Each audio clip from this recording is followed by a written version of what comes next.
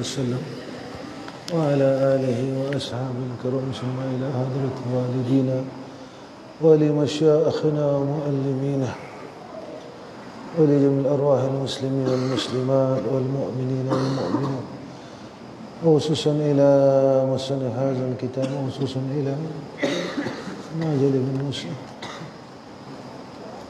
الفاتحة. أعوذ بالله من الشيطان الرجيم. بسم الله الرحمن الرحيم. الحمد لله رب العالمين الرحمن الرحيم مالك يوم الدين. إياك نعبد وإياك نستعين. اهدنا الصراط المستقيم صراط الذين أنعمت عليهم غير المغضوب عليهم ولا الضالين. السلام عليكم ورحمة الله وبركاته. الحمد لله رب العالمين والصلاة والسلام على أشرف الأنبياء والمرسلين وعلى آله وصحبه أجمعين. رب اشرح لي صدري ويسر لي أمري واحلل عقدة من لساني يفقهوا قولي. اللهم ارزقنا العلم والفهم والعقل برحمتك يا أرحم الراحمين. قال مصنف رحمه الله تعالى, dan belajar olehmu dan menuntut olehmu akan ilmu fiqh, kerana bahawasanya ilmu fiqh itu ialah sebaik-baik ilmu yang memimpin kita dan menarikkan kita kepada sekalian kebajikan. Jadi ulama musannif pesan supaya kita dapat menuntut ilmu fiqh, ilmu syariah, kerana dengan ilmu fiqh ataupun ilmu syariah itu dapat membimbing kita kepada berbuat baik, buat salah, puasa, buat kebajikan, dan yang membawa kepada takut akan Allah Ta'ala. Jadi semakin banyak kita berbuat baik kepada Allah sebagai tanda kita takut dengan Allah Subhanahu Wa Ta'ala. Jadi sebab itu dalam kitab tasawuf yang lain disebut dalam kitab Qatrul Wasyiyah, yang mana orang yang takutkan Allah ini iaitu mereka yang memelihara diri dari mazmumah dan memperhiaskan diri mereka sebaik-baik semampu-mampu kepada mahmudah. Ini yang disebut oleh Syekh Husain Ibn Muhammad Taib Al-Mas'ud berkenaan dengan takwa itu. Bila seorang itu semakin takut dengan Allah, semakin cantik syariatnya, semakin cantik fiqahnya, dan takut akan Allah, dan ialah seadil-adil daripada segala jenis yang adil. Bila kita lengkap sempurna syariat, makin kita menyempurnakan syariat, kita duduk pada tempat orang yang al-adlu, orang yang adil. Siapa orang yang adil? Iaitu mereka yang melaksanakan kebaikan dan meninggalkan segala kekejian, kejahatan, walaupun sekecil-kecil kekejian dan kejahatan. Ini yang dikatakan al-adil. Jadi walaupun benda itu nampak kecil, tetapi bagi orang adil maka dia memelihara perkara tersebut, kerana daripada yang kecil itu menjadi besar. Perkara yang kecil lama-lama kita simpan dia jadi besar. Perkara yang kecil kita biarkan perkara itu jadi besar. Iaitu orang yang adil, orang yang sentiasa memelihara walaupun perkara itu kecil. Baik. Kerana bahawasanya ia ilmu yang menyatakan sekalian syariat. Jadi ilmu fiqh ini ilmu yang menyatakan sekalian syariat. Apa dia? Ibadat, munakahat, muamalat, jinayat. Apa dia ibadat? Ni yang kita buat, semayang, semua ni tadi, semua ini bab ibadat. Munakahat, jika mana kita nak melaksanakan perkahwinan, maka ikut Islam. Jadi bila ikut Islam ini jadi mudah. Allah redha, mudah satu. Allah redha satu, Allah sayang satu. Muamalat dalam segala kehidupan kita, jual beli dan sebagainya ikut Islam. Supaya apa kita ikut Islam? Supaya pertama sekali tentu kita nak Allah redha. Kedua, kita nak rahmat Allah. Yang ketiganya apa dia? Kita nak Allah Subhanahu wa taala membarakahkan akan kehidupan kita. Maka bila kita ini tadi mengikut kehendak Allah dan Rasul, maka kita dapat keberkatan, jinayah, segala perundangan Islam, ikut akan fiqh itu sendiri, selesai. Maka manusia jadi bertambah takut pada Allah Ta'ala. Ini kata syariat. Dan sekalian hukum-hukum yang tidak ada zalim pada keduanya sekali-kali. Dan lagi bahawasanya ilmu fiqh ialah ilmu yang menunjukkan manusia dengan lemah lembut kepada jalan itu, yang mempersampaikan akan dia kepada yang dituntutnya, yang dituntuti. Ada ilmu fiqh ini salah satu daripada ilmu yang menunjukkan supaya kita ni jadi lemah lembut, al-halm. Sebenarnya banyak orang kata macam mana semayang boleh tunjuk lemah lembut. Dalam salah ini Allah didik kita menjadi hamba yang halm, hamba yang lemah lembut. Dalam puasa Allah didik kita perkara yang kita tak nampak, tapi kita lihat puasa. Allah tengok, Allah tunjukkan kepada kita tentang kelembutan hati orang yang saim. Allah tunjukkan kepada kita tentang tingginya ukhuwah di dalam saim, orang yang berpuasa. Allah tunjukkan kepada kita tentang awsaf ummati yang dibawa oleh Sayyidina Rasulina Muhammad sallallahu alaihi wasallam. Begitu juga zakat, begitu juga haji dan sebagainya. Begitu juga tentang muamalah dalam Islam. Dua-dua untung, pembeli untung dan penjual untung. Begitu juga di dalam hal-hal yang lain tentang hablum minallah, hukuk duyuf, tetamu, hukuk jar, yakni akan segala hak-hak jiran dan sebagainya. Maka Islam ini fiqh mengajar kita tentang kebaikan. Fiqh mengajar kita tentang kecantikan hubungan antara Allah, hamba dan Allah, hamba dan hamba. Begitu selalu Habis cakap benda sama. Sehebat manalah hubungan kita dengan Allah, tetapi hubungan antara hamba dan hamba hancur, maka musnah hubungan kita dengan Allah. Sekuat manalah, secantik Allah, secantik manalah hubungan di antara hamba dan hamba, tetapi hancur hubungannya dengan Allah, maka tetap di dalam kehancuran juga, iaitu dalam neraka Allah Subhanahu wa taala. Maka Allah didik kita perelokkan hubungan dengan Allah, perelokkan hubungan dengan hamba. Begitu apa yang habis sebut semalam, kita berkira-kira dengan Allah, walhal perkiraan kita itu daripada anugerah dia. Apa yang Allah telah kurniakan kepada kita, harta yang walaupun tidak banyak, tetapi kita masih nak berkira-kira dengan Allah Subhanahu wa taala. Betapa bodohnya kita ini, kita berkira-kira kepada Tuhan kita sendiri. Kita berkira-kira kepada yang memberikan kita rezeki itu sendiri.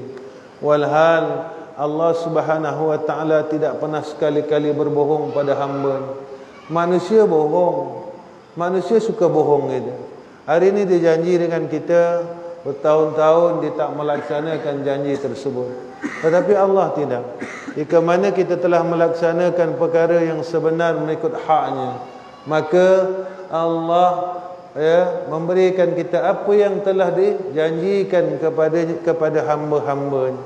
Sebab itulah apabila asma yang kita sebut, tetapi kita meragui akan zat yang bernama dengan nama tersebut, alangkah ruginya.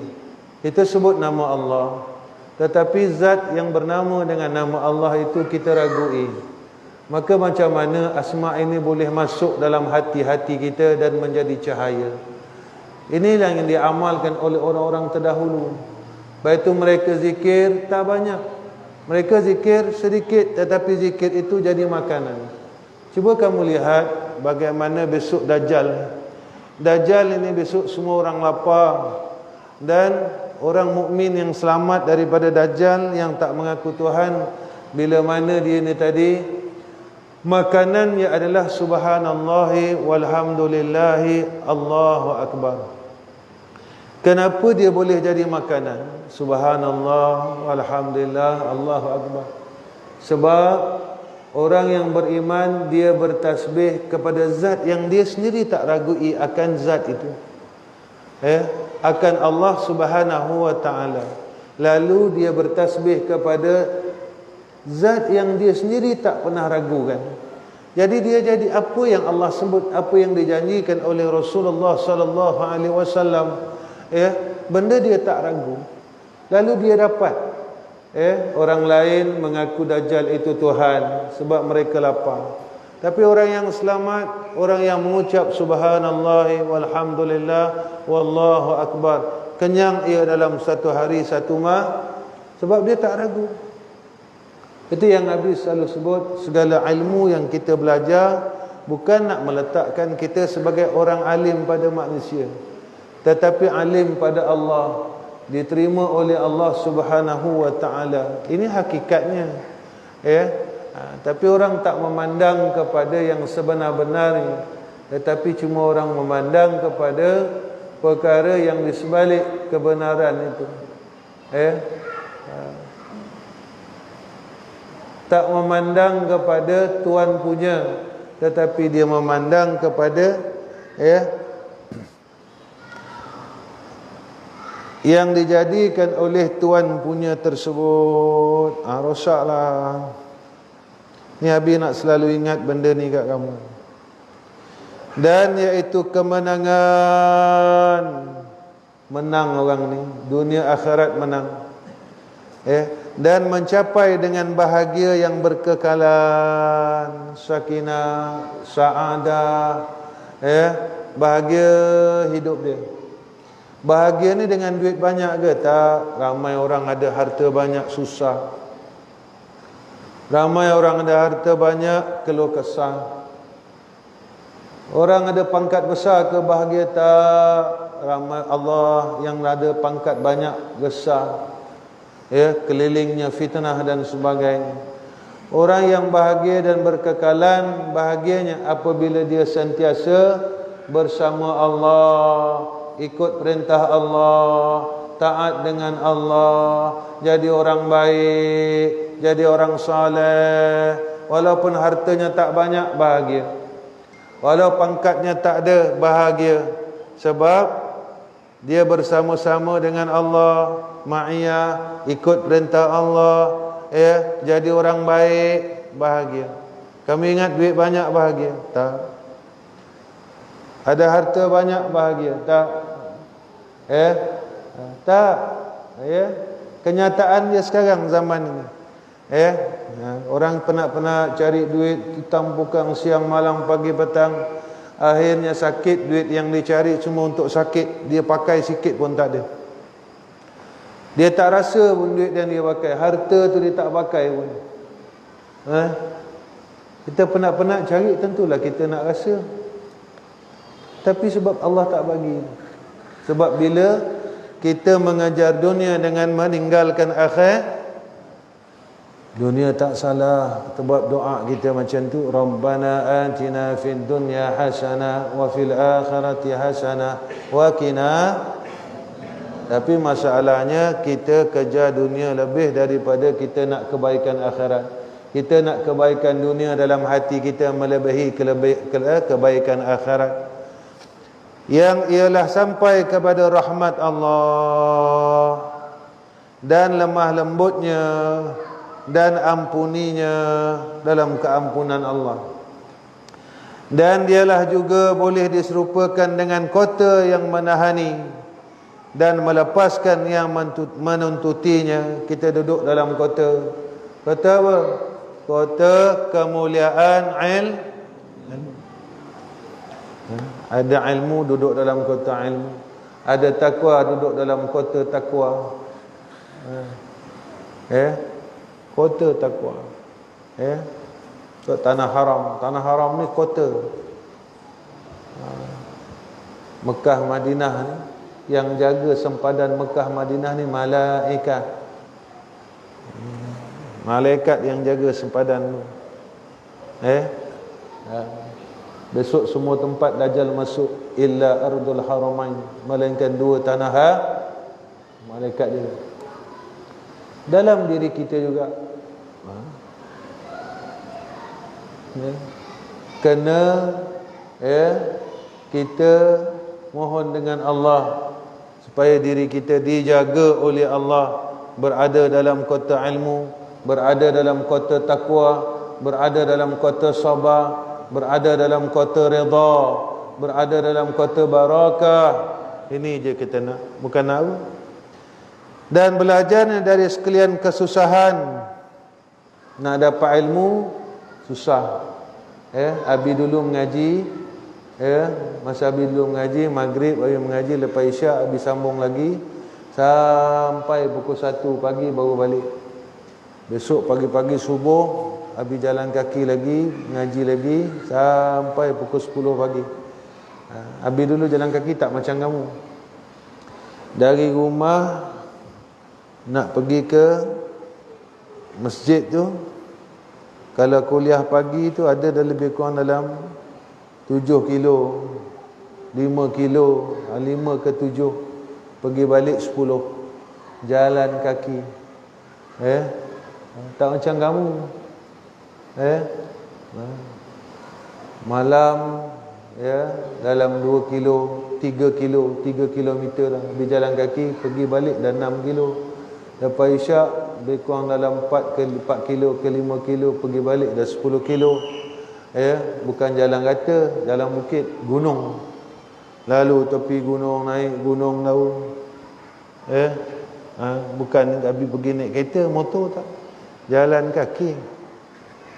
Lepas itu bila tengok orang dulu dia melalui kesusahan, sehingga kan jika mana seseorang murid itu tidak mampu untuk melalui kesusahan ilmu, saya jahillah selama-lama.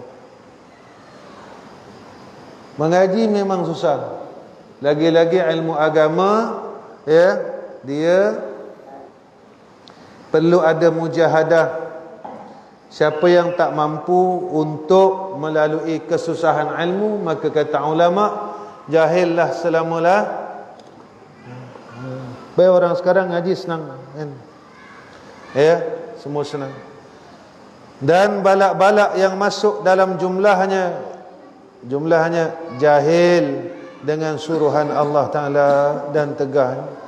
Bila dia tidak ada ilmu pada ketika itu, bodoh dia dengan perintah Allah dan tegahan Allah. Tegah ni bukan tegah zahir sahaja, tegah batin sama. Batin sama. Betul Abi kata marah kena buang, marah. Jangan kita jadi tabiat. Tabiat pemarah ni jadi tabiat. Bukan buang ni buang pada perkara yang tak diredai oleh Allah. Tu dia. Sikit-sikit nak marah, sikit-sikit nak marah, jangan. Kemudian marah ini boleh, tetapi pada perkara yang bertepatan dengan syariat. Seumpama nak pergi perang, marah kepada orang yang meninggalkan akan agama Allah, bukan diri orang itu, tetapi tentang tabiatnya yang meninggalkan dan menentang agama Allah. Dirinya itu kita ni tadi kena melaksanakan amal ma'ruf nahi munkar, dakwah, kasih atas diri orang tu kena ada. Sebab kalau letak benci pada dia, langsung kita tinggalkan orang yang berbuat kesalahan. Tapi bencinya kita itu pada perkara yang dia lakukan, bukan diri yang dia lakukan. Dah langsung usaha dakwah ni akan jadi tinggal. Dan kerana bahawasanya jahil dengan keduanya itu sebesar-besar kesusahan dan bala, seperti barang yang tersembunyi. Kerana bahawasanya satu orang yang pandai dan alim pada ilmu fiqh, lagi yang warak. Nampak? Dalam musannif ni dia tak tinggal alim fiqh lagi warak. Daripada awal kita tengok lagi. Alim fiqh warak, alim fiqh warak. mana bertepatan apa yang Imam Ghazali sebut. Fikih, ilmu fiqh kena berserta dengan man tafaqqaha bila tasawwafa faqad tafassaqa wa man tafassaqa wa man tasawwafa bila tafaqqaha faqad tazandaqa. Fikih tanpa tasawuf fasik. Semayang tapi masih ada riak, sum'ah, besar diri. Habis suka sebut pasal besar diri ni.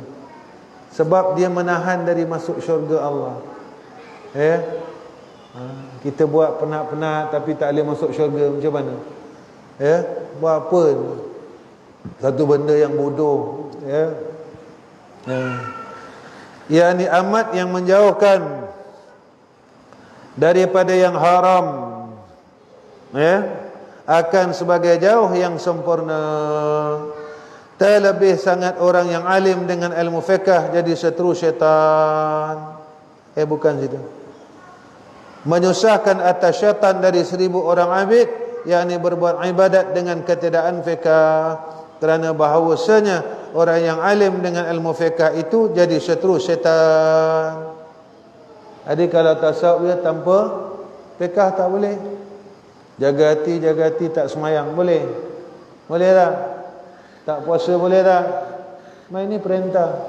Fiqh pun perintah Allah, tasawuf pun perintah tauhid pun perintah Allah. Jangan berat sebelah.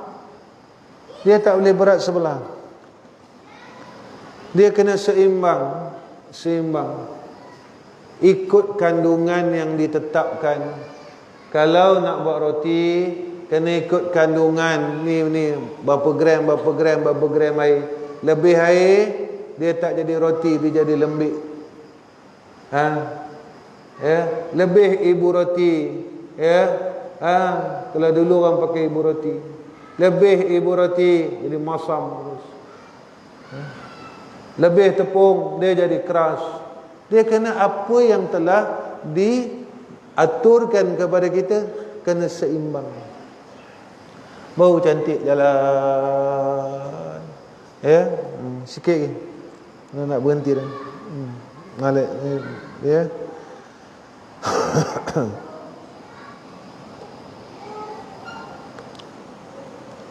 Kerana bahawasanya syaitan menyuruh ia akan manusia dengan fusuk. Syaitan suruh kita buat fasik, buat jahat. Masalah paling besar, kita tak rasa kita jahat. Ini masalah paling besar. Dan kejahatan dan kufur dan jalan yang salah daripada yang sebenar. Kita buat, kita jalan tapi salah jalan itu. Dan bahawasanya orang yang alim dengan fiqh itu menyuruh ia akan mereka itu dengan iman dan taat, dan menyeru ia akan mereka itu beri lepas daripada jalan syaitan kepada jalan Allah yang Rahman. Ini orang yang alim fiqh, yang wara'. Dia akan pimpin dirinya. Pertama kena pimpin diri kita dulu. Kedua, kita pimpin orang yang di sekeliling kita. Ke mana? Kepada jalan Allah. Bukan kita megah-megah dengan ilmu, tidak. Aku pandai, aku alim, tunjuk ilmu, gah dengan ilmu, tak guna. Allah Subhanahu wa taala tak suka. Kita ada ilmu, kita kena bawa diri kita dulu ke jalan Allah Taala yang Rahman. Ini suami-suami kena ingat, bawa isteri kepada jalan Ar-Rahman. Jangan besok kita rasa kita lepas duduk dalam syurga, tetapi isteri dan anak-anak kita masuk neraka. Dalam dunia kita tak gamak melihat anak-anak dan isteri kita susah. Takkan kita gamak melihat isteri dan anak-anak kita susah di akhirat. Ini je. Dalam dunia kita tak nak tengok anak kita susah, jatuh, kita ubatkan. Takkan besok di akhirat kita nak anak kita susah duduk dalam neraka Allah. Apa yang habis sebut dan apa yang habis sebut supaya kamu menjadikan satu panduan dalam kehidupan kamu. Apa yang terjadi dalam dunia ini bawa kepada ibrah akhirah, selamat hidup. Dan tiada hasil daripada abid suatu daripada ini sekalian kelakuan apabila ia tidak ada ilmu dengan ilmu fiqh. Ibadat tapi ilmunya tak ada, habis ibadatnya. Habis ibadatnya. Macam mana nak habis sembahyang banyak zikir tapi dengan jiran, dengan orang sebelah tak ambil tahu langsung. Orang susah tak ambil tahu langsung. Yang ni habis sebut hadis tentang apabila sembahyang itu selesai, Assalamualaikum warahmatullahi, Assalamualaikum warahmatullahi, malaikat hafazah akan ambil salat itu. Antara malaikat akan bertanya kepada malaikat yang membawa amalan itu, ialah antaranya apa? Orang ni ada ihsan tak dengan fakir miskin? Selain daripada kibir, sum'ah, riya, orang ni ada ambil tahu tak? Last sekali baru ditanya tentang ikhlas. Tapi kata ibadat senang.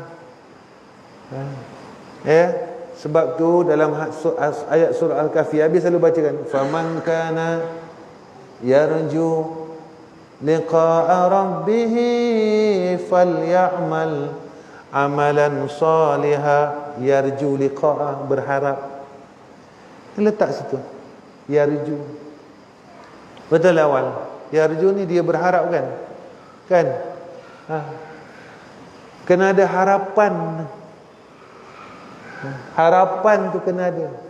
Ya Allah, bukan kita senang-senang dah zikir-zikir, okey terima, habis nak bagi tahu ibadat Allah, amalan ni hak hamba.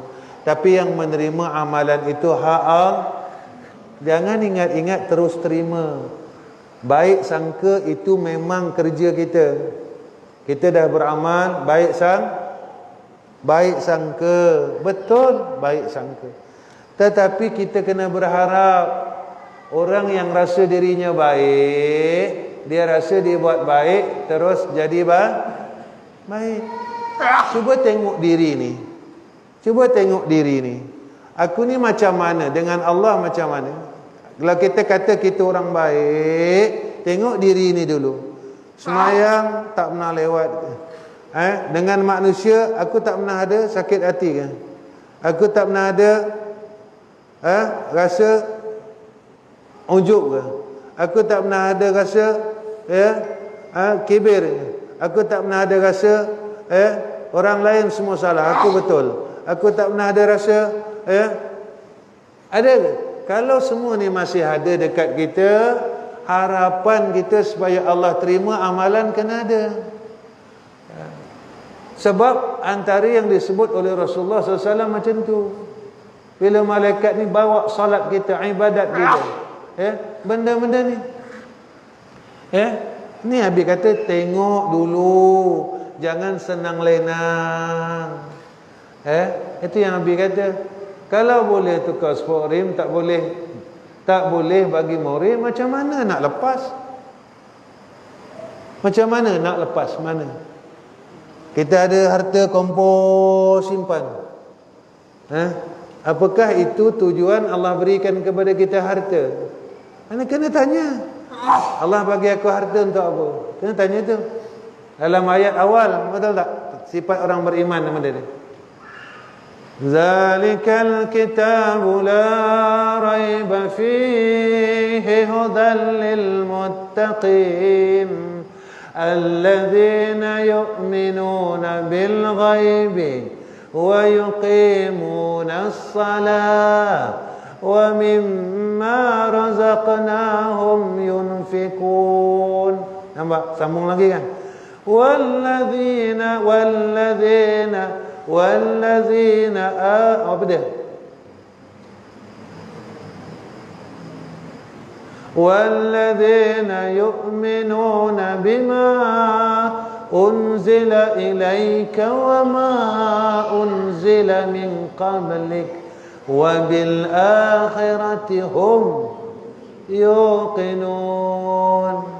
Masuk tak? Wa mimma razaqnahum yunfikun. Masuk tak? Tanda orang beriman. Jadi kalau kedekut simpan, keluar tak? Sifat tu keluar tak? Keluar. Ni sifat orang beriman. Beriman dengan yang gaib. Semayang tak? Semayang. Dengan yang gaib beriman tak? Beriman. Semayang tak? Jadi tak percaya ni. Itu yang Abi tekan benda ni. Percayalah, kamu tidak akan susah selama mana kamu belajar memberikan harta kamu pada orang lain. Percayalah. Ini yang Abi amal puluhan tahun. Abi amal puluhan tahun, tidak akan disusahkan oleh Allah. Kesusahan yang hakiki apa dia? Kesusahan pada hati-hati kita. Bila hati kita diangkat kena rasa resah dan kesusahan, ketika itu kita telah disifatkan dengan sifat orang mukmin. Wa akhir kalam, assalamualaikum warahmatullahi wabarakatuh. Bismillahirrahmanirrahim. Alhamdulillah alamin. Allahumma shalli ala Muhammad wa ala alihi washabbihi wasallim. Allahumma ij'al hadha jam'ana jam'an marhuma wa tafarraquna min ba'dihi tafarraqan ma'suma. Allahumma ij'alna minar radin ala kulli qada'ik ya Allah. Ya Allah, jadikan hamba yang redha atas segala ketentuan-Mu ya Allah. Jadikan kami hamba yang redha atas segala ketentuan-Mu ya Allah. Ya Allah, jadikan kami hamba yang redha atas segala ketentuan-Mu ya Allah. Ya Allah, kami mohon pemeliharaan-Mu ya Allah daripada kesesatan, kejahatan, hati yang jahat, hati yang rosak ya Allah. Jadikan hati kami hati orang yang saleh, badan kami badan orang saleh, amalan kami amalan orang saleh. Wassallallahu ala sayyidina Muhammad wa ala sayyidina Muhammad alhamdulillahil alamin.